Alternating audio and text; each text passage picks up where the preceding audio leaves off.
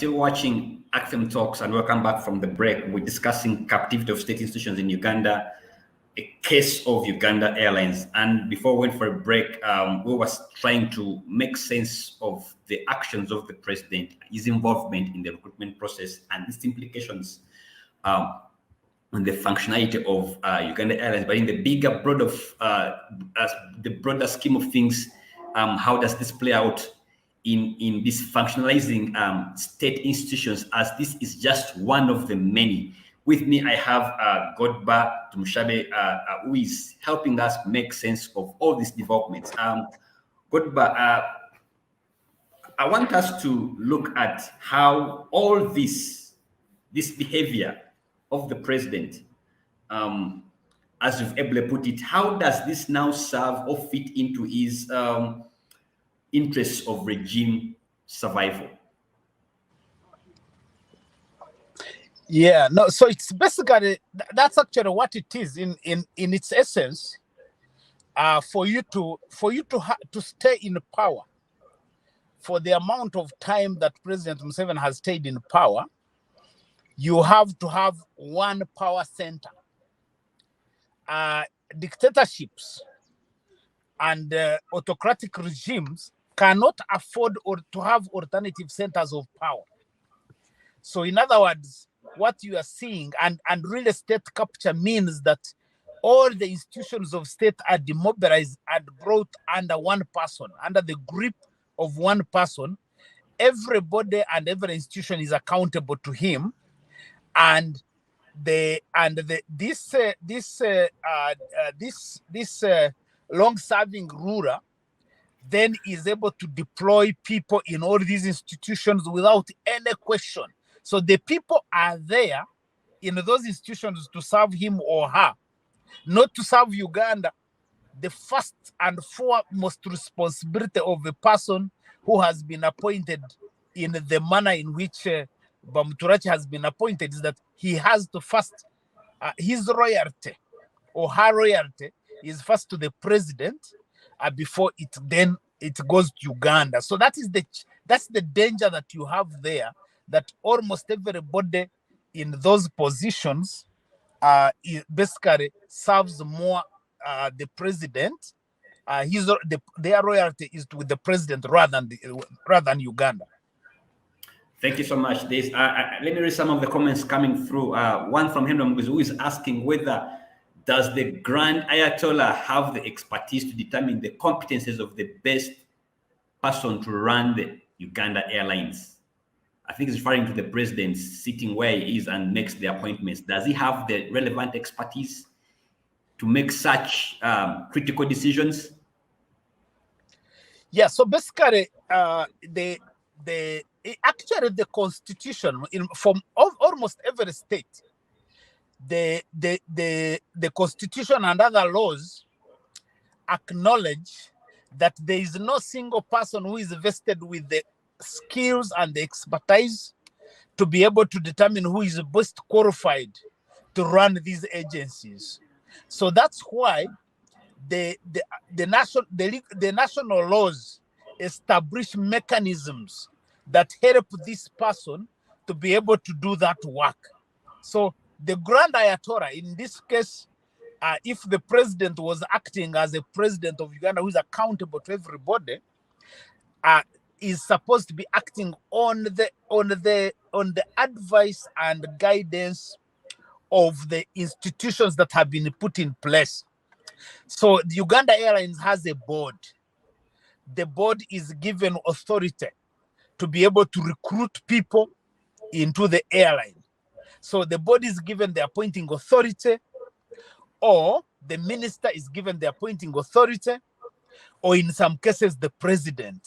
But there is a mechanism for processing who is qualified to run this airline. In the public service general, you have the Public Service Commission, which processes. The appointing authority of every staff of the public service is the president of the Republic of Uganda. But that office, that president, only appoints people who have been processed by the Public Service Commission, because the Public Service Commission there are qualifications on how you become a member of the Public Service Commission in order to be able to process people who are appointed by the president or the minister. The Judicial Service Commission processes the appointments in the judicial service. What we have seen, like in the case of Uganda Airline, what we have seen is the president even overruling the Judicial Service Commission, and that exactly is the manifestation of regime of state capture. So, Henry, the point I'm making is that there is no grand ayatollah, there is no one person who is vested with all the skills and the experience and everything to determine who can run everything. On the contrary, our laws create procedures and processes and mechanisms that are supposed to do the processing of those people, and then they are appointed in formal appointments the way the law provides. State capture means that someone like Museveni and the people around him basically demobilize all those institutions and mechanisms, and they take over the responsibility, and they can do the appointments without question. Okay, let's now focus more on the airline itself. And I'm glad. Yes, Captain, you are right on time. Good morning. Morning to you, and I hope you're having a good day. Yes, we are having a good day. We had missed you, but I'm glad that you've been able to join us. We have, like I said earlier, that we'll be joined Captain Francis Babu, who is one of the few people who has wealth of knowledge and experience in this aviation industry. He's a businessman, he's a politician, he's a retired captain, and has held several positions in civil aviation management and civic leadership. It's good to have you once again, Captain, and I'm going to start with you straight away. Yeah, okay, go on. What are we talking about? Because I've been hearing about state enterprises. Yes, we are discussing. You people seem to have been psyched by the airline, and everybody's talking about airline. You know, what are we talking about this morning? We are talking about the airline, but it's a different angle. But now it's where we are discussing the capture of state institutions and looking at Uganda Airlines as one of the classic case that is exemplifying what is happening or what has already been happening. And one of the reasons why I think I should throw you in here is the fact that I've listened to you on a couple of occasions, sharing your expertise, and yes, you will agree with me, and I think I agree with you when you say because Uganda Airlines only owns 6 jets at the moment. yes, and it started 2 years ago, meaning it's and you've kept saying it's a startup business. And if someone is running a startup business of that nature, how should such a business be managed? Yeah, well, let me get the point very clear. I think what people are getting totally wrong, and this is very unfortunate, because our educational system we've had here since the 1940s, when the Makerere University was created, completely ignored certain disciplines. For example, the technical subjects initially, these guys didn't even want us to know. There's even a law on our law book which doesn't allow us to become ironmongers, because they fear the locals will be able to make guns and things like that. But that's put apart. It's for a debate for another day. The aviation industry was completely kept out of our syllabuses. We actually never studied it, and we did not even go into our management system. It is something that was way out there. And in the 1960s, towards the end, some of the East African community, which was then formed, they wanted to go into the aviation industry. And in fact, if you remember, the secretariats of the East African community, they formed directorates, including the Auditor General. There was a lot of things there. It was quite an enterprise. And the Directorate of Civil Aviation, the government wanted to enter into aviation. We then had East African Airways, which had been started by British Aircraft Corporation. And And they wanted to get Africans in there. In fact, among the pilots, they didn't have any local person. The first pilots to be trained here were trained by Ethiopian Airlines, by Haile Selassie. Is a man called Kiwanukan Kitenda, and they were actually brothers. And it was the Kabaka of Buganda who managed to get them to be trained there. These were trained in the 90s. They are the first African pilots to be trained. Just to give you a picture, East African Airways, then they had what they called the East African Pilot Scheme and Aviation Scheme, where there was a fast tracking of getting Africans into the aviation sector. And they first started with the ground people, air traffic controllers, navigation officers, engineers, technicians who worked on the ground. And most of those schools were put up in Kenya because the East African Community headquarters at the time was in Nairobi. They trained people. So there is a completely different system. People are being trained. Even in Britain, it was not part of the university. It was independent. Most of their people were trained in the Air Force. And then from the Air Force, they would go into the airline. In fact, just to give you I normally want to tell you people these things. So like, the reason why you see a pilot is got 4 bars, half-an-inch bars, is because they were copying it from the Navy. The Air Force had copied it from the Navy, and the man who flew those airplanes during the Second World War was called a group captain. And therefore, they picked this one up, and today we have what you call captains. This, if you take them into the Air Force, they'll be equivalent to colonels. Just very quickly, and the reason I'm giving you all this background to show you that we were not educated into that area. It is something that came up in the 60s. And therefore, the management of it, the first people who were really trained were people in the East African community. There was a man called Z.M. Balidawa, who was our director. He was trained as an air traffic controller. He was trained as a pilot. He was trained in management. He was trained in navigation. So when they made him a director, he had already been trained in all those areas on top of his degree, which was a scientific degree then. Then he went on to help us to become also pilots and engineers and so on and so forth. That is East African Airways. So they were never trained as part of our education establishment. In other words, they never went to the universities we had. They were trained outside those universities. So what is happening today? We inherited an industry that was trained outside our normal system. So even getting people to work in there, we are having problems because we are not following the norm.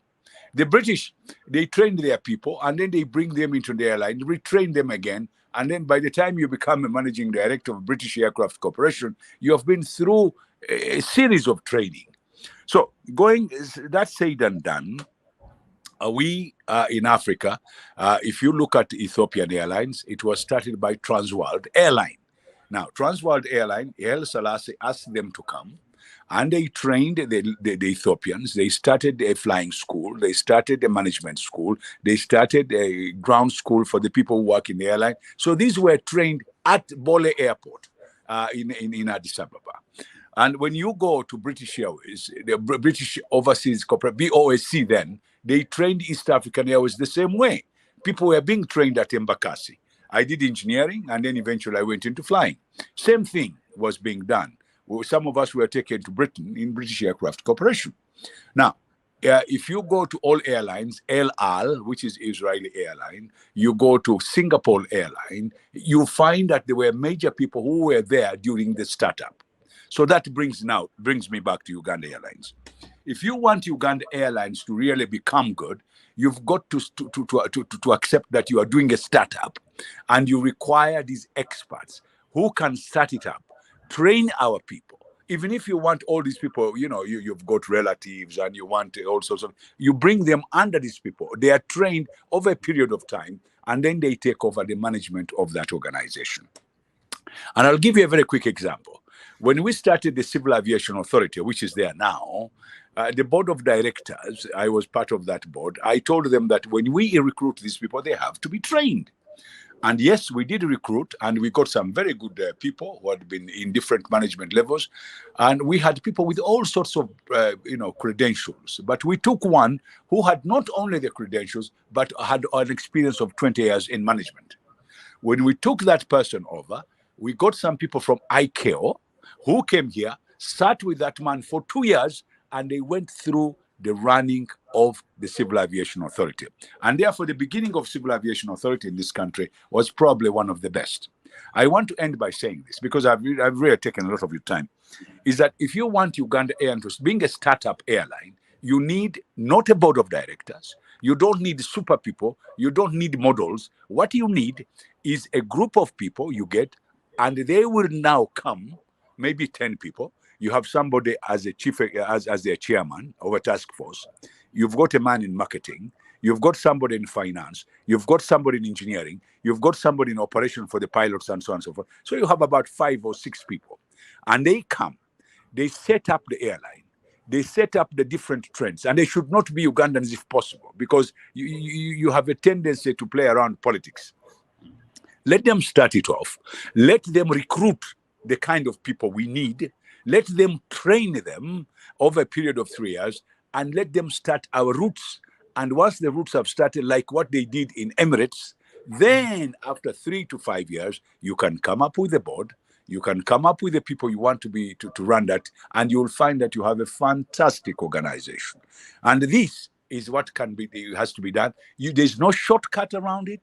We cannot bring people who are very good, who go and convince leaders because they know how to speak a lot.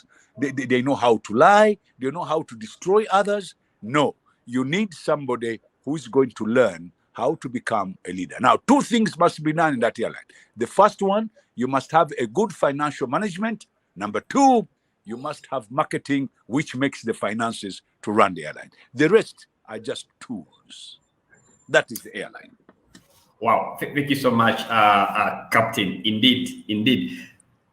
I've also listened to you, and I'm picking it from where you've constantly challenged the business model Uganda Airlines too, because you've been on record to say it was not necessary for us to purchase. We would have pursued the option of lease. Can you try to help anybody out there who is listening to us right now? Yeah, why you pursue the lease option as opposed to purchase? No, let me take it. You people understand a very simple thing. Let me take an ordinary young man who wants to buy a border and start working with it. He's got very little money.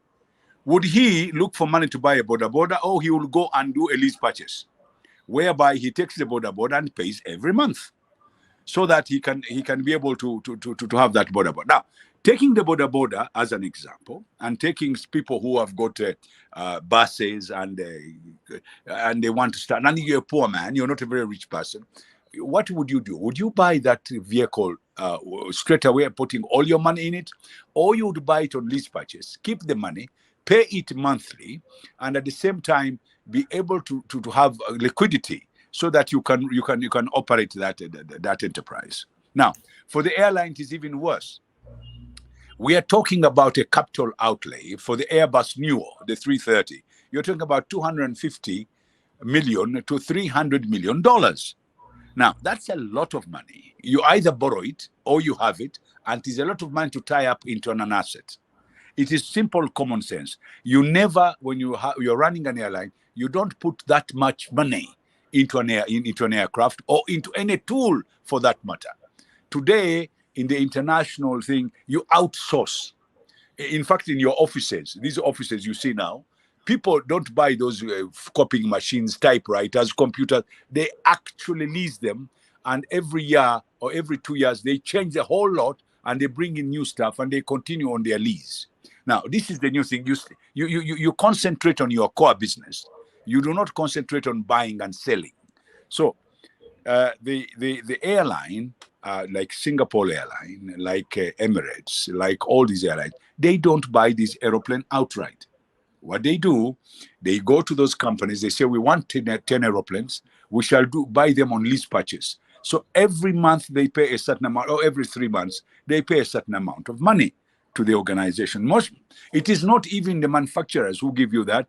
It's usually insurance organization, management consultants that have got money, hedge funds, people who have got money to put in those aircrafts.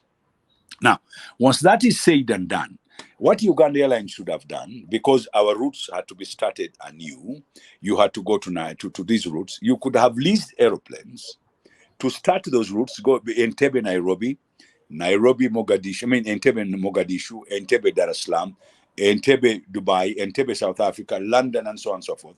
Get an aeroplane, start the route, get your brand going, start selling your name, start doing the route, and do the marketing of that route. And once the market of that route becomes okay, and you can be able to utilize that aeroplane for a reasonable number of hours, then you go away from lease and you go to lease purchase, which is different from lease. When you lease, it's not your aeroplane. Lease purchase becomes part of your aeroplane. And then you lease purchase it. You fly the route because now you're making money. When you lease, the profits are very small. When you lease purchase, the profits increases. And then when you see the aeroplane is becoming older, you take it back and they give you a new one. Because you are competing, your aeroplanes have to be, smack on. In other words, they've got to be very good. So these are the things that go on into aviation. And for a country like ours, which doesn't have that much money, it was not advisable to go and borrow money or to buy this aeroplane cash. It's totally uncalled for. For example, when you buy that Airbus, the ones you have seen, for $250 million or $280 million, immediately it comes out of that hangar with a tail number 5X, which is Uganda, you lose 20%. And after that, it begins to depreciate. The other day we had COVID, it even depreciated more. If you try to sell that airplane now, you will get 3/4 of the money that you paid. So you've got to be very crude up with numbers. You've got to know exactly what you're doing. And this is not something you want people who are waiting on the back of their ears to be in the management of this. You want people who really know. And I want you to know one thing. Aviation is got an airline intelligence. They know everybody who works in that airline. They know the bribes that take place. They know what you do. They even know that you are incapable. So when you go to negotiate with them, they know how to deal with you. So you need people who are crewed up, who when they sit in front of these people, they will be able to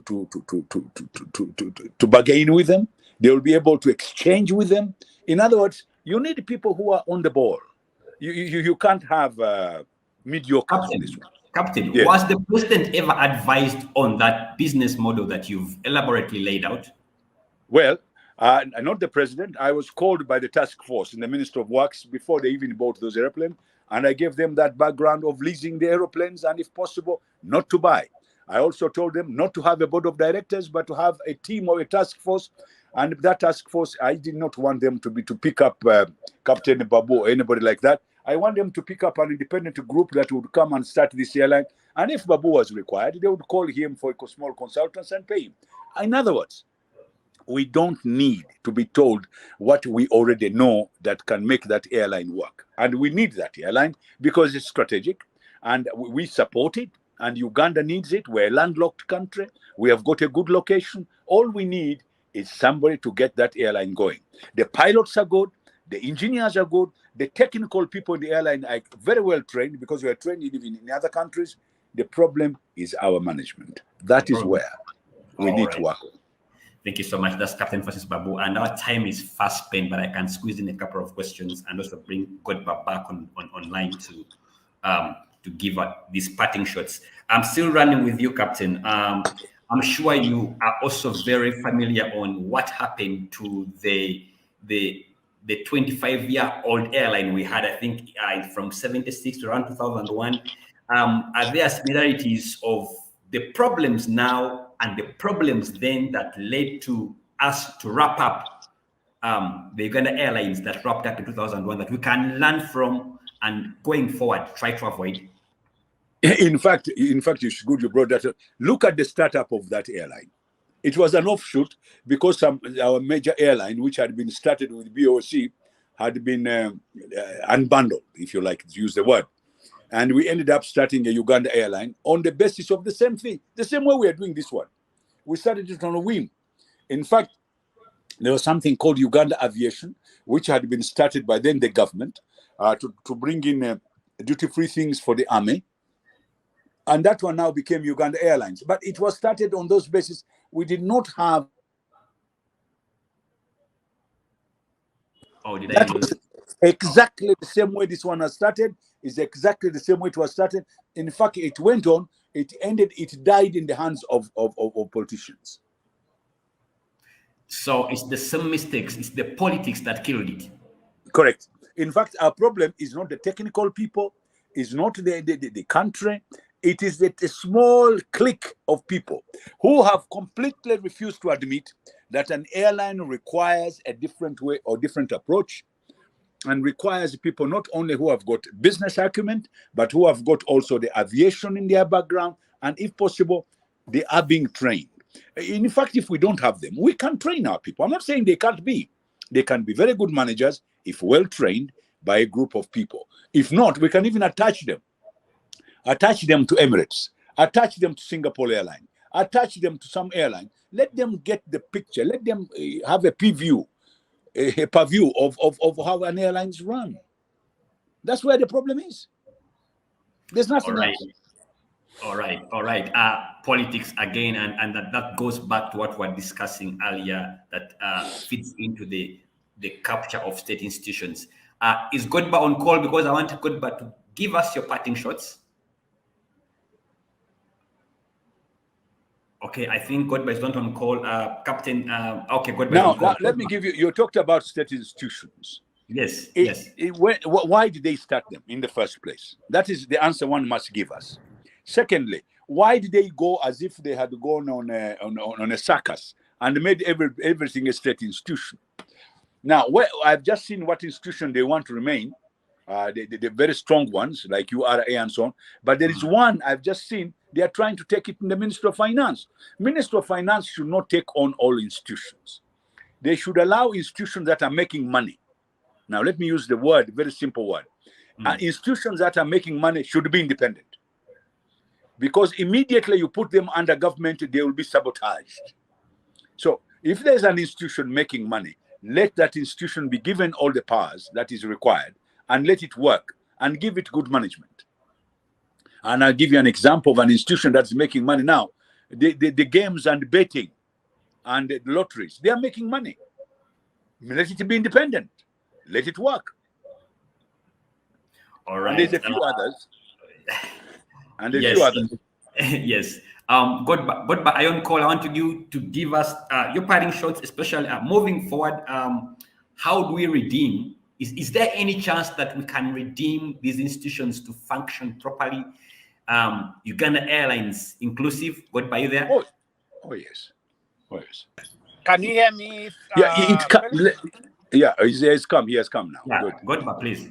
Yes. Yeah, no, I think I fully associate myself with what our senior citizen, Captain Babu, has said. One, in terms of the professionalism and the technical competencies that you need to run an airline. Secondly, the fact that what kills institutions and ideas in this country is the politics, not the absence of experienced people. And so, but unfortunately for Uganda, and I have said this and again, and I will say it again, because I don't think I can even apologize for it, that as long as President Museveni is in power and he wants to stay in power, everything will have to be compromised and organized to make sure that it supports his stay in power. So the room for maneuver to get things to work is very limited.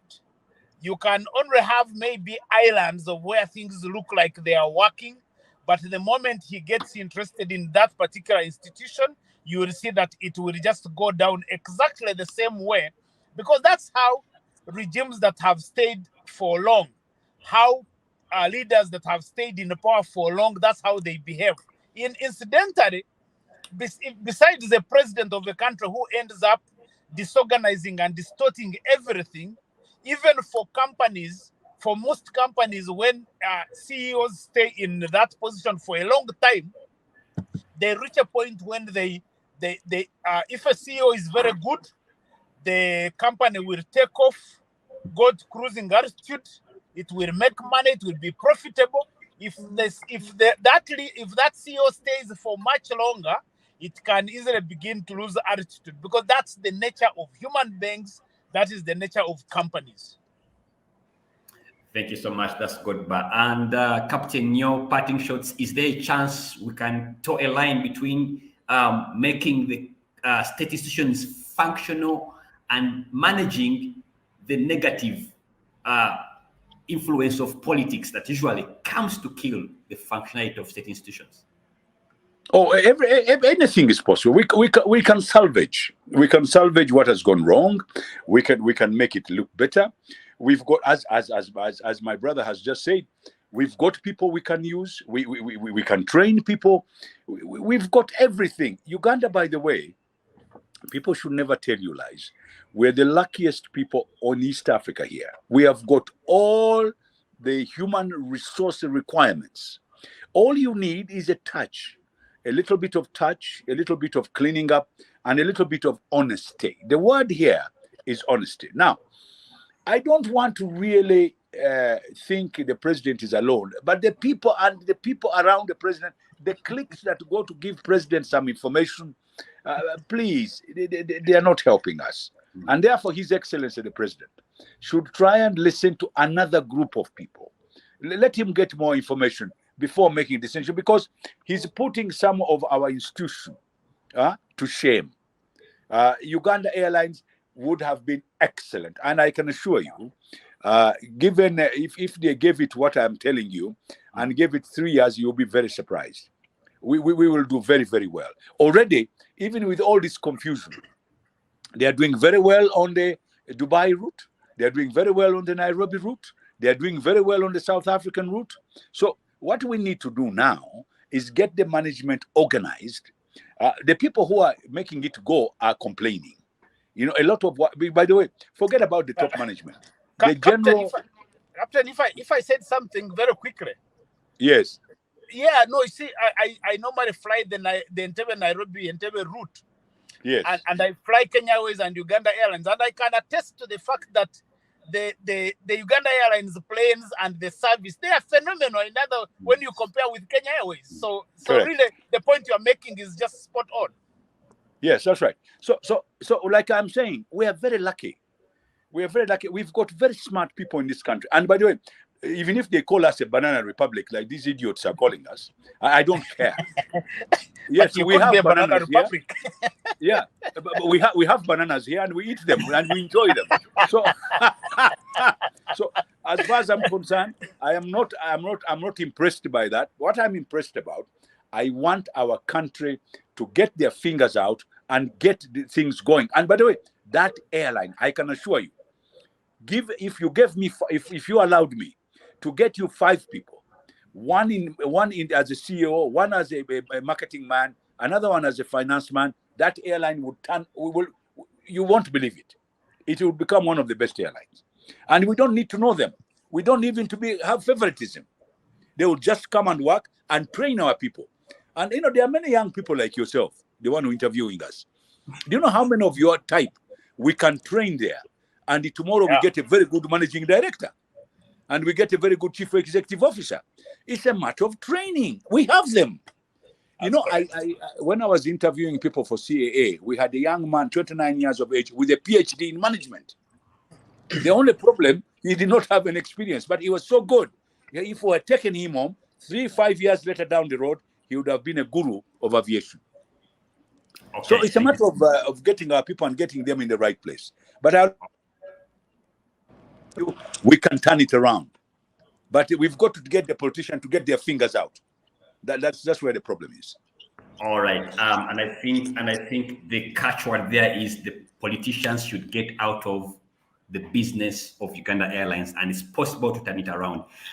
That was Captain Francis Babu. Is one of the country's first trained pilots, and also is a veteran NRM cadre, retired captain, businessman, and a politician. It's been nice to have this conversation with you. I also with me had Godbert Mushabe, who is the Associate Director at the Great Lakes Institute for Strategic Studies, and we've been discussing the captivity of state institutions in Uganda, a case of Uganda Airlines. And I myself was moderating this session. I'm Felix Kafuma, and catch you again same time, same place. Bye-bye. Take care. Till then, God bless.